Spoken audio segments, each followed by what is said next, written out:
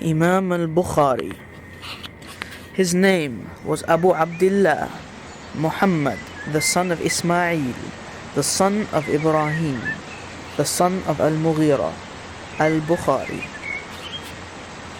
He was born in the year 194 after the migration of our beloved messenger Muhammad sallallahu alayhi wasallam in the month of Shawwal on the night of Jumu'ah.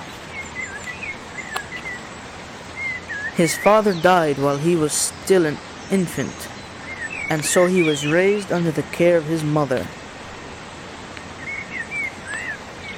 In his early years, Imam al-Bukhari, may Allah have mercy on him, displayed a tremendous ability to memorize and to learn. It was said that while he was still very young, he had memorized over 70,000 hadith of the Prophet Muhammad sallallahu alayhi wasallam with their chains of narrations and their texts. So, in the year 210, at the age of 16, Imam al-Bukhari, with his mother and his brother, left Bukhara to perform the rites of the pilgrimage in Mecca. After performing the pilgrimage, Imam al-Bukhari sent his mother and his brother back to their home in al-Bukhara, whilst he remained in Mecca to learn from the scholars there, to memorize a hadith of the Prophet sallallahu alaihi wasallam and to compile them. But the scholars in Mecca could not quench his immense thirst for knowledge, and so after 2 years in Mecca, he traveled to the city of the Prophet sallallahu alaihi wasallam. There he studied under many scholars and compiled a few works of his own. From them, At-Tarikh al-Kabir, a compilation of the narrators of hadith with their different gradings and rulings. This book is considered an immense work in the field of hadith.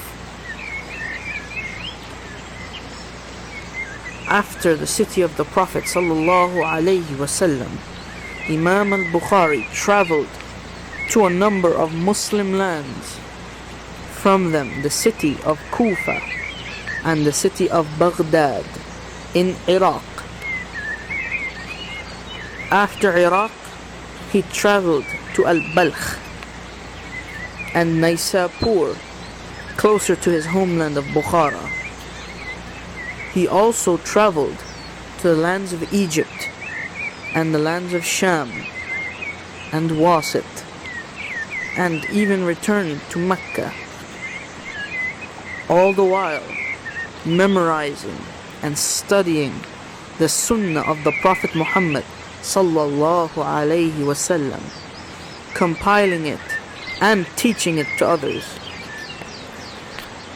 And from his most famous students, Al-Imam Muslim and Al-Imam At-Tirmidhi, may Allah have mercy on them, and also Abu Zur'a al-Razi and Abu Hatim al-Razi, the famous scholars of hadith, along with Al-Imam Ahmad ibn Hanbal, who took several ahadith from Imam al-Bukhari, and Abu Bakr Abdullah bin Muhammad bin Ubaid al-Qurashi, and his contemporary Ali al-Madini, amongst others. Imam al-Bukhari is said to have had over 1,000 teachers, all of them from the scholars of Ahl al-Hadith. From the most famous of them are Ibrahim ibn Rahaway and Ali ibn Hassan ibn Shaqiq and Abdan ibn Uthman and Ayyub ibn Sulaiman ibn Bilal, and Ismail ibn Abi Uwais, and Abi al-Mughira, Abdul Quddus, and Ahmad ibn Khalid, and Muhammad ibn Yusuf al-Firyabi. From the amazing stories in the life of Imam al-Bukhari, when he went to Baghdad, the scholars of the city decided to challenge him, to test him. So they took 100 hadith with their chains of narration and their texts, and they divided it amongst 10 students. And they told their students to mix the ahadith and the chains of narration. Imam al-Bukhari came and sat before them, and the people of the city came to watch. As the first student began to recite his hadith, he would read the first one with the chain and the text now mixed up, and Bukhari would say, "I don't know this hadith." And he would read the second one and the third one until he finished the 10 that were with him. Then the second student started, and the third student, until all of the ahadith were read. After the students were finished, Imam al-Bukhari, after having said that he did not know these ahadith, he turned to the first student and he said, "As for your ahadith, they are like this and they are like this." And he started to rearrange all of the chains of narration to their proper texts until he completed the 10 that were with the first student. Then he turned to the second student and did the same, and the third student, until he had completely rearranged all 100 ahadith to their proper forms whilst in the same sitting.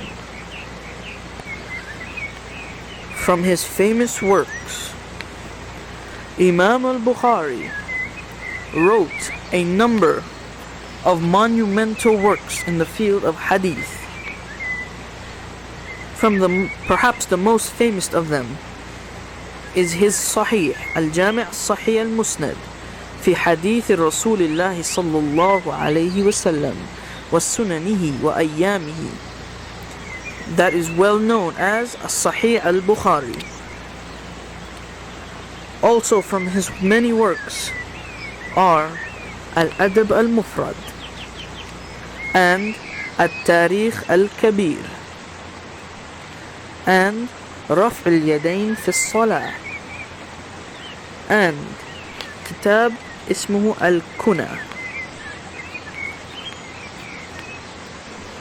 The scholars of hadith showed great appreciation and respect and admiration for Imam al-Bukhari. One of them said, "Any hadith that is not known by Imam al-Bukhari, then it's not a hadith." This is to show you the strength of his memory and the amount of knowledge that he had. Many scholars praised him, such as his teacher Ishaq ibn Rahaway and Imam Ahmad, and his contemporaries such as Ali al-Madini praise his strength of memory and his traveling to seek knowledge. Imam al-Bukhari passed away on the night of Eid al-Fitr, on the day Saturday, at the time of Salat al-Isha, in the year 256 after the migration of our beloved Messenger Muhammad sallallahu alayhi wasallam, leaving behind many great works and a legacy of ilm that continues unto this day.